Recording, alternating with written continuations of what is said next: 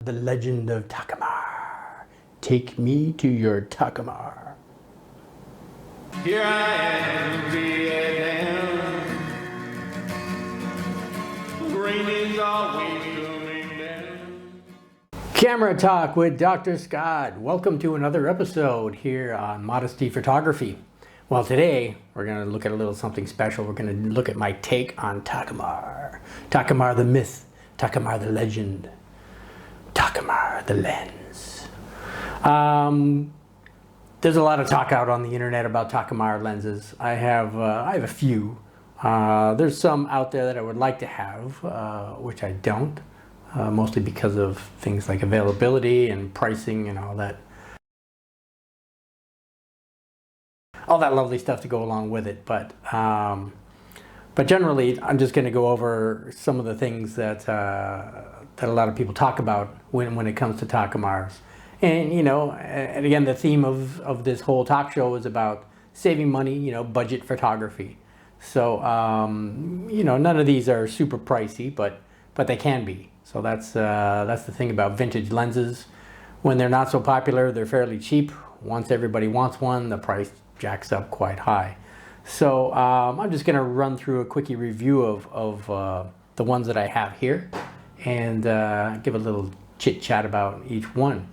I'm going to go in order of focal length and year and all that other kind of good stuff. So first off, one thing I do want to point out is that back in the 1960s and early 70s, Japanese lens companies were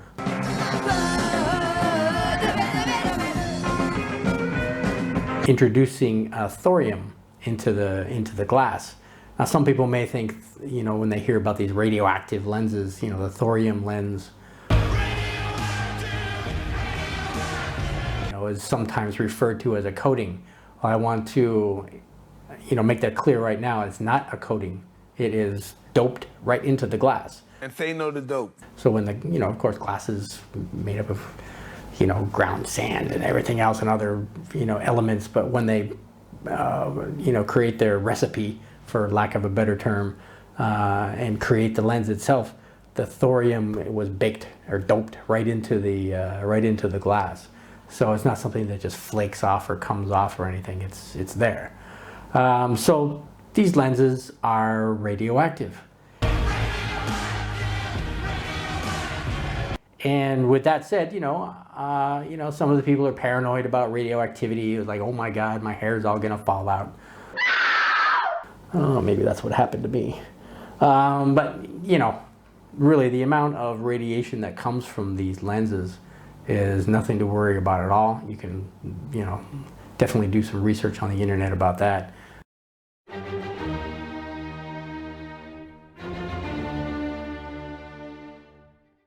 It's definitely nowhere near like massive doses of X-ray, gamma rays that are about to poison you and give you cancer or anything like this. So, as I said, with that said, I just wanted to get that out of the way. Looking at these lenses, and of course these are all M42 mount, so they screw. They have a screw, as you can see here, screw off the bottom. So they screw into the camera. These, as I said, being thorium doped. But though it is I says me Snoop Lion, aka Snoop D-O double G. A lot of the lenses over time, because of their radioactive decay, it changes the color of the lens to a brownish, goldish, yellowish tint. And there's certain ways that you can go about correcting that. And as much as I say about it being radioactive, it's not that harmful. Obviously, you don't want to crush it up and be eating it. You don't want to hold it close to your eye for any great length of time. Oh my God, I can't see. Just kidding. But really, it's nothing to fear, let's say. We all have to fear is fear itself. Don't sleep with them. Don't take the back element out. This is usually where the actual thorium is located, is in the back element. Don't create a necklace out of it and hold, next to you 24 hours a day, and so forth and so on. And it's not going to affect you in any way whatsoever. As you can see, through this lens here, it's fairly clear, right? When I purchased these, all of these lenses, they had that yellow, Follow the yellow brick road. brownish tinge to them, a color tint. I read various things on the internet about how to go about doing it. A lot of people advise putting it in the sunshine for a great length of time. I can tell you that lenses in general don't appreciate high-powered sun. Now, if you're in the northern climate somewhere in Scandinavia or whatnot, you may not have to worry about it. But I live in Ho Chi Minh City, which is in the tropics, and the sun is quite powerful here. I've had a few sunburns that could attest to that. Leaving this in the sunshine was not an option for me. So I, read about UV lights and LEDs. There's a lot of LEDs out there that actually emit a UV light. Again, not the UV light that harms you, but it's enough to clear these lenses. One that I found was this one right here. This is from IKEA. It's called Genco or something. I'll leave there'll be a little come across the screen here to tell you what that is. I got that from IKEA. And basically what you do is you hold the lens. I mean, obviously not holding it, but you put it underneath the light and have a mirror on the other side to reflect the light back up inside. And over how many days, it just depends on how darkly tinted your lens is. I think the longest one I had out of this was maybe 6 days or 7 days underneath this light. And again, it's a small little LED light. It's not like it's sucking a bunch of electricity, so your bill's not going to go skyrocketing or anything. But day after day, the yellow or the goldish tint was decreasing until it became fairly clear.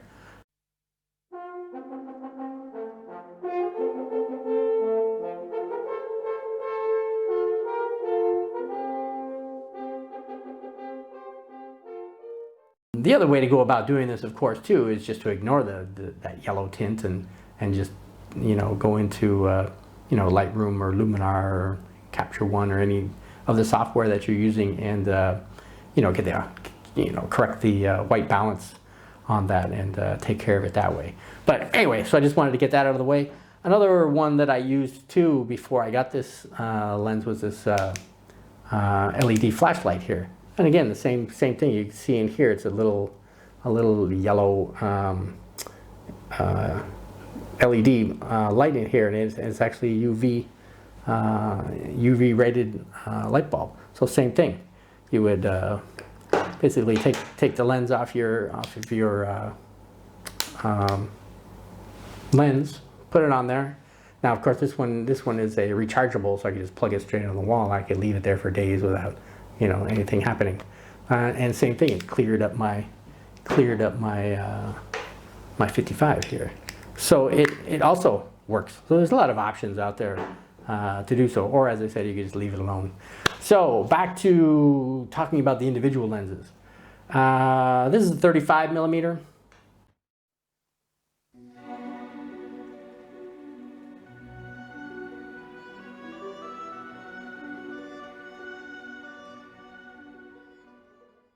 And of course, these are all made by Asahi, Japanese lens manufacturer.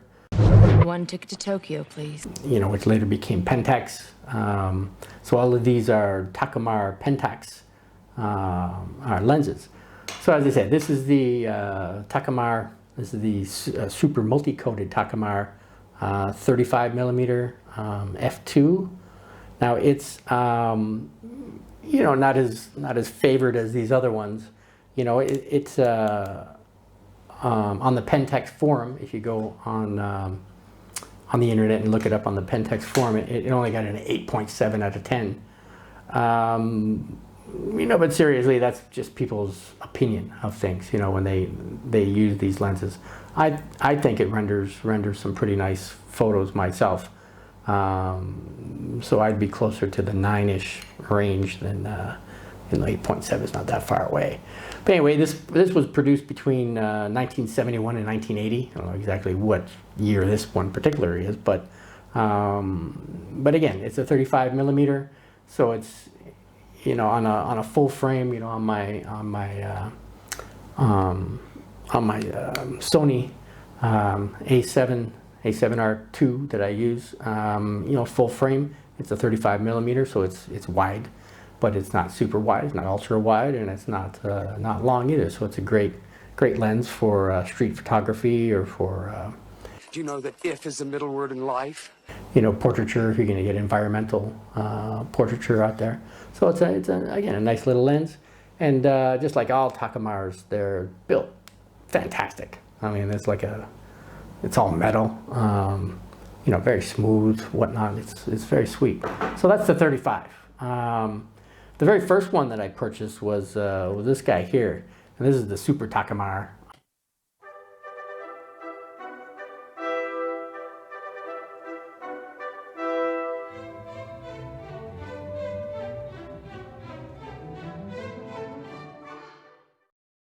50 millimeter 1.4. It's got it's even smoother than this one, and it's older too. It's from 1966 to 1971.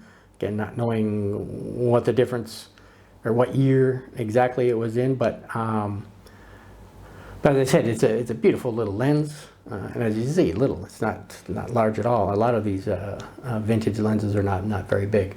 That's what she said. But they render some really great photos with a lot of character. And so as I said, this was the Super Takumar, and this was the one that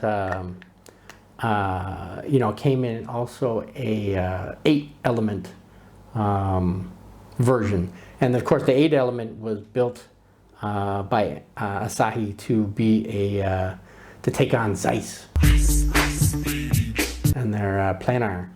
So it's called the Planar Killer, the 8-element. I don't have the 8-element here. It's a lot more expensive than the 7 element. And the way you could tell is the little red marker next to the 4. You probably can't see it from here, but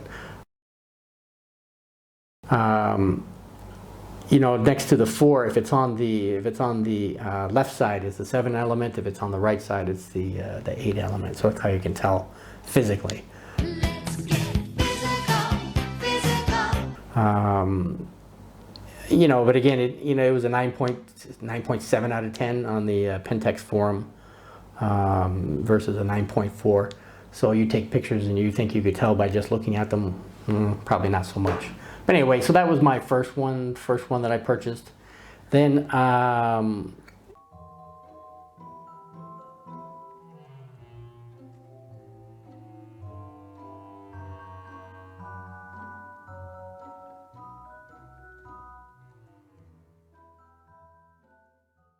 got the Super Multicoated Takumar 51.4. Same construction, same layout, and the whole bit. This one though was the same thing. Come up. They're all lumped together in the 51.4 range of being a 9.4. But this one seemed to be more sought after than the others. And it was 1971 to 1972. So a lot of people thought that the later construction, the later built ones were somehow superior to the earlier built ones. But if you look at the specs, they are pretty much the same. Then I went on to the 55. Now the 55.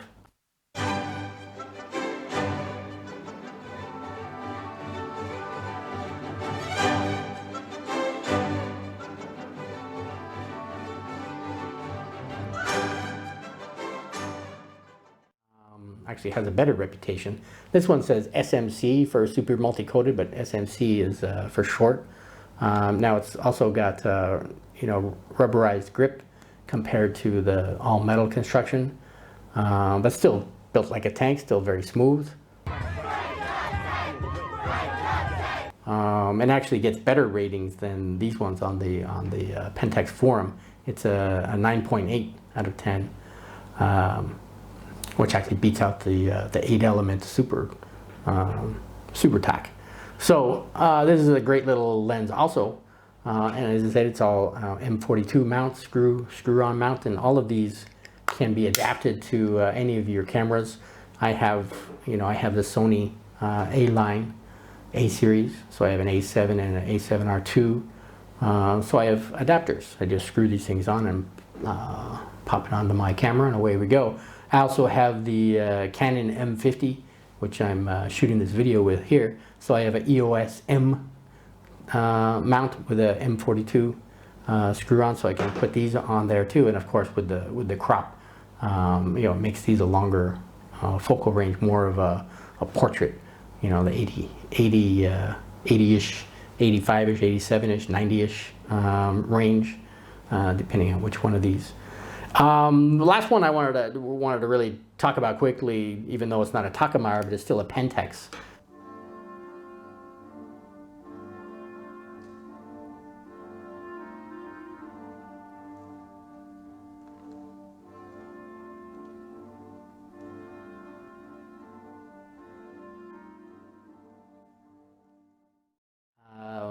And it's built, just as well as these ones, is the SMC, again for super multi-coated, but it's a Pentax M 50mm 1.4, also made by Asahi.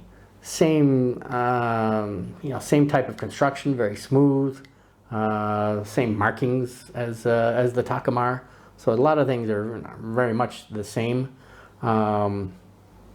It's actually a better rating than the Takumar. It's a 9.7, just like the 8-element one. So it's a good quality lens, and I've been very happy with these. So as I said, for vintage lenses, these babies do the job, and they do it very well.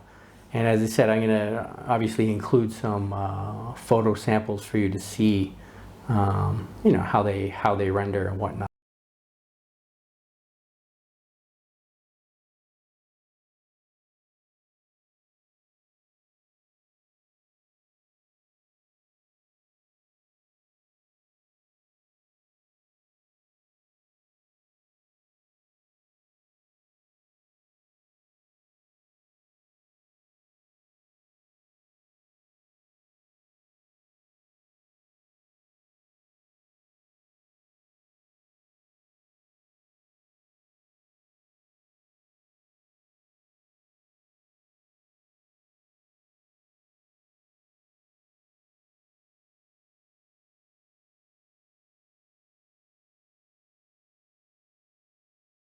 As I said, I'd like to get the, on my wish list still for the tax, or the 85.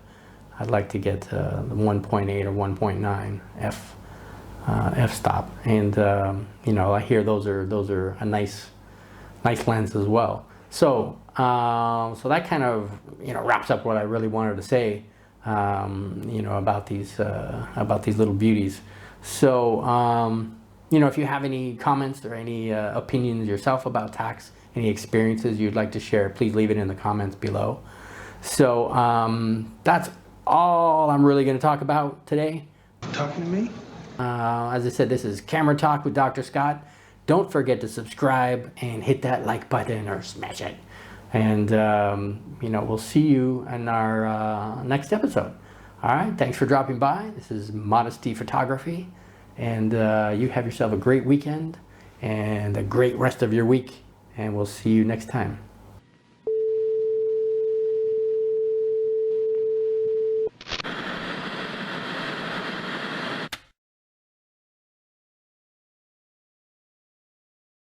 Here I